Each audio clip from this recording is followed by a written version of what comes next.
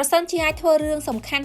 ចំនួន3យ៉ាងនេះបានជប់លាប់បងប្អូនទាំងអស់គ្នានឹងខ្លាយទៅជាស្រីស្អាតជាងមុននឹងខ្លាយទៅជាមនុស្សដែលមានឯករាជ្យភាពជាងមុននឹងខ្លាយទៅជាមនុស្សម្នាក់ដែលមានសេរីភាពនៅក្នុងការចាយវាយជាងមុន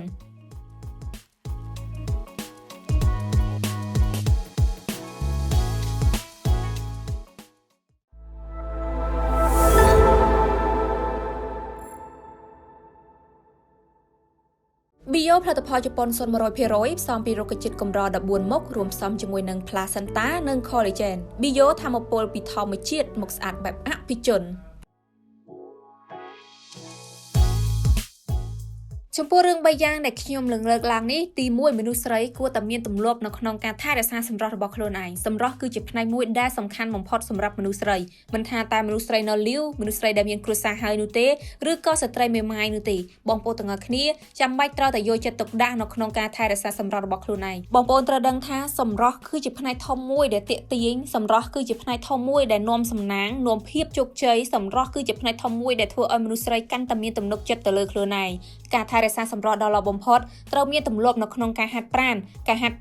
ដើម្បីជួយឲ្យរូបរាងរបស់យើងមើលទៅសមសួនជាងមុនដើម្បីឲ្យការស្លៀកពាក់របស់យើងមើលទៅសមសួនជាងមុនជាពិសេសទៅទៀតក្រៅពីការហាត់ប្រាណស្ត្រីគួរតែមានទម្លាប់នៅក្នុងការថែរក្សាស្បែកខ្លួនឯងសម្រស់ខ្លួនឯងដូចជាការរៀបចំតុបតែងខ្លួនការថែរក្សាផ្ទៃមុខរបស់យើងកុំឲ្យកាត់មុនឬក៏កុំឲ្យមានស្នាមបន្ថែមពីនេះគួរតែមានទម្លាប់នៅក្នុងការញ៉ាំរបបអាហារដែលល្អៗដើម្បីឲ្យស្បែកក៏ដូចជាសុខភាពរបស់យើងមាំមួនពីព្រោះថាមនុស្សស្រីដែលមានសុខភាពល្អមានរូបរាងស្អាតនិងមានសម្រស់ស្អាតនេះគឺជាអំណាចខ្លាំងតែម្ដងចំណុចទី2ក្រៅតែពីការថែទាំសុខភាពមនុស្សស្រីត្រូវតែមានចំណេះដឹងគឺជាទ្រព្យជាប់ខ្លួនគឺជាទ្រព្យដែលមានតម្លៃបំផុតចំណេះដឹងនឹងធ្វើឲ្យមនុស្សស្រីមើលទៅកាន់តែមានភាពស្រស់ស្អាតនឹងធ្វើឲ្យមនុស្សស្រីមើលទៅកាន់តែមានភាពទាក់ទាញនឹងធ្វើឲ្យមនុស្សស្រីមើលទៅកាន់តែមានទំនុកចិត្តទៅលើខ្លួនឯងហើយចំណេះដឹងនឹងធ្វើឲ្យមនុស្សស្រីនឹងមិនចេះចាញ់ច្រាបនរណាគេទាំងអស់មិនថាតែបងប្អូនទាំងអស់គ្នានៅត្រង់កន្លែងតាណាឬបងប្អូនទាំងអស់គ្នាត្រូវធ្វើដំណើរទៅកន្លែងណានោះទេកាលណាតែយើងមានចំណេះដឹងជប់ខ្លួនបងប្អូនទាំងអស់គ្នានឹងមានទំនុកចិត្តហើយនឹងហ៊ានក្នុងការបោះជំហានពីមួយកន្លែងទៅមួយកន្លែងទៀតដោយទំនុកចិត្តនឹងធ្វើឲ្យមនុស្សស្រីមើលទៅកាន់តែមានអំណាចផងដែរអញ្ចឹងក្រៅពីចំណុចសំខាន់ទាំងពីរខាងលើចំណុចសំខាន់មួយទៀតដែលមនុស្សស្រីកុំមើលរំលងឲ្យសោះនោះគឺទម្លាប់នៅក្នុងការរកលុយ